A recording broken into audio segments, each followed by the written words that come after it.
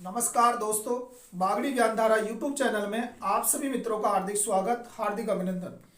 दोस्तों, जैसा कि आप सभी को मालूम है कि राजस्थान में सीएम भजन लाल ने जैसे ही नई सरकार का गठन का कार्यभार संभाला है तो युवाओं के हित में उन्होंने फैसले लेना शुरू कर दिया है और भर्तियों की सौगात अति शीघ्र आपको देखने को मिलेगी।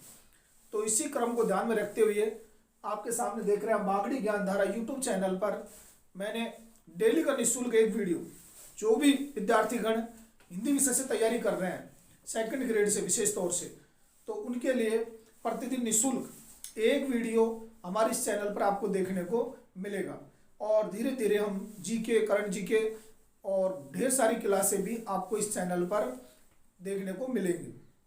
तो दोस्तों, आज के इस वीडियो में अपन देखेंगे हिंदी के अंदर गण के बारे में।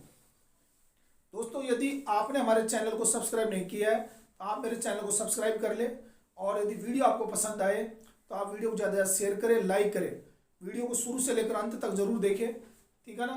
तो देखिए, छंद पढ़ने से पहले आपको गण का ज्ञान होना बहुत जरूरी है। हिंदी के अंदर जो छंद अलंकार आप पढ़ोगे तो छंद के लिए सीखने के लिए सबसे पहले आपको गण सीखना बहुत जरूरी है। तो देखिए, आज मैं आपको गण पढ़ा रहा हूँ और आप ध्यान से देखेंगे इसको। गण, तो सबसे पहले इसकी परिभाषा देखेंगे गण की। तीन वर्णों के समूह को गण कहते हैं। प्रत्येक गण में कितने वर्ण होते हैं, कितने अक्षर होंगे? 3 अक्षर होते हैं एक गण के अंदर। अब देखिए इसका ट्रिक कि प्रत्येक जो गण होंगे उनके गणों के नाम याद रखने का ट्रिक क्या है। तो उनका ट्रिक है यह माता राजभान सलगा, यह माता राजभान सलगा। इस ट्रिक से आप पूरे गणों को, यानी गण के जो भेद होते हैं वो 8 प्रकार के होते हैं। कितने होते हैं? 8। उनको याद करने का ट्रिक है कि यह माता राजभान सलगा। इस ट्रिक को यदि अपन ने याद कर लिया तो पूरे गण अपन को क्रम से याद हो गए। अब देखिए, हमारा यह से बनता है यह गण, यह से क्या बनेगा? यह गण, ठीक है ना। उसी प्रकार से मैं से मगण, मैं से मगण 2 नंबर। इस प्रकार तय से तगण, रै से रगण, जैसे जगण, भय से भगण, न से नगण और सै से बनता है सगण।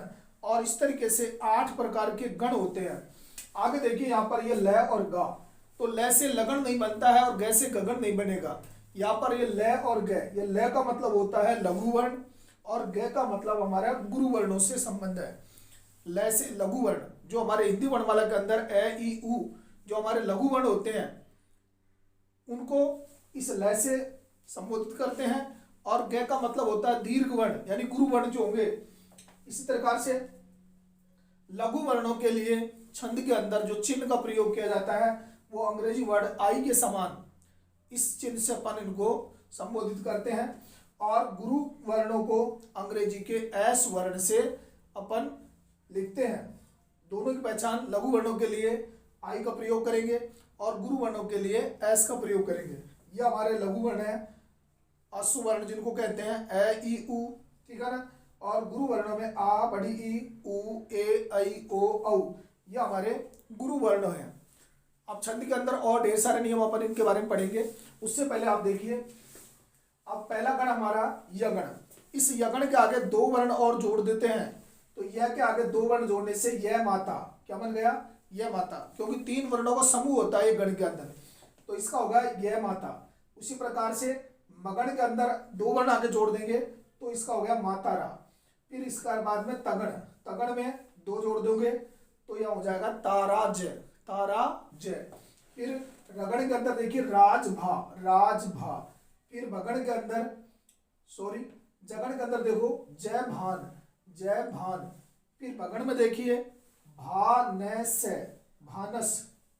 फिर नगण में नैसैल, नैसैल, ठीक है ना। और सगण में सलगा, सैलगा। इस तरीके से 8 प्रकार के गण हो गए। अब इन गणों के चिन्ह कैसे याद रखेंगे, जो एग्जाम की दृष्टि से बहुत महत्वपूर्ण है, वेरी मोस्ट टॉपिक है यहाँ पर। ये देखिए, जब अपन एग्जाम में बैठते हैं तो या तो अपन को इस तरह का चिन्ह दे दिया जाता है कि ISS, ये किस गण का चिन्ह है, और ऑप्शन में हमारे ये 4 जो है यगण, मगण, तगण और जगण, इस तरीके से ऑप्शन 4 दे दिए जाएंगे। या फिर हमसे पूछा जाएगा कि भाई यगण का चिन्ह कौन सा है, तो इस तरह के चिन्ह आपको वहां पर दे दिए जाएंगे, ठीक है ना। अब देखिए लघु वर्णों के लिए तो अपन इस तरह का चिन्ह का प्रयोग करते हैं आई का, और गुरु वर्णों के लिए एस का प्रयोग करेंगे। तो देखिए यहाँ पर यगण ये हमारा लघु वर्ण है, तो लघु के लिए इस चिन्ह का प्रयोग करेंगे, और यहाँ बड़ा आ और ये आ दोनों गुरु वर्ण है, तो इनके लिए इस तरह से गुरु वर्ण का प्रयोग किया जाता है। उसी प्रकार देखिए माता रा ये तीनों ही क्या है, गुरु है, तो इनको क्या कहेंगे, सर्व गुरु, यानी सारे ही क्या है, गुरु वर्ण है।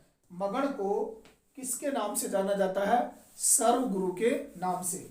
जबकि सर्व लघु ये नगण हमारा जो है नस्ल, इसको सर्व लघु के नाम से जाना जाता है। इस तरीके से प्रत्येक गण का नामकरण होता है। आगे देखिए मगण, मगण के अंदर यहाँ पर देख रहे हैं आप तीनों ही दीर्घ है, मा ता रा तीनों ही क्या है, दीर्घ है, तो ये तीनों गुरु सर्व गुरु के नाम से जानते हैं। फिर आगे देखिए तगण में ताराज, तो ये आ और ये भी आ दोनों ही गुरु है, ये दोनों गुरु का चिन्ह हो गया, और ये लघु वर्ण है तो ये लघु वर्ण का चिन्ह हो गया।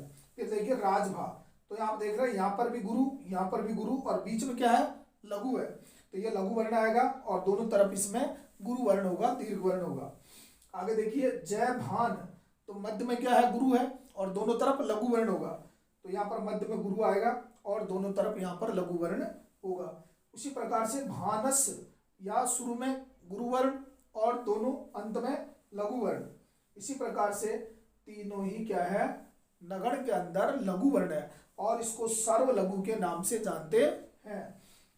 सैलगा, सगण में देखिए सैलगा, तो अंत में क्या है, गुरु वर्ण है, और शुरू में दोनों ही लघु वर्ण है।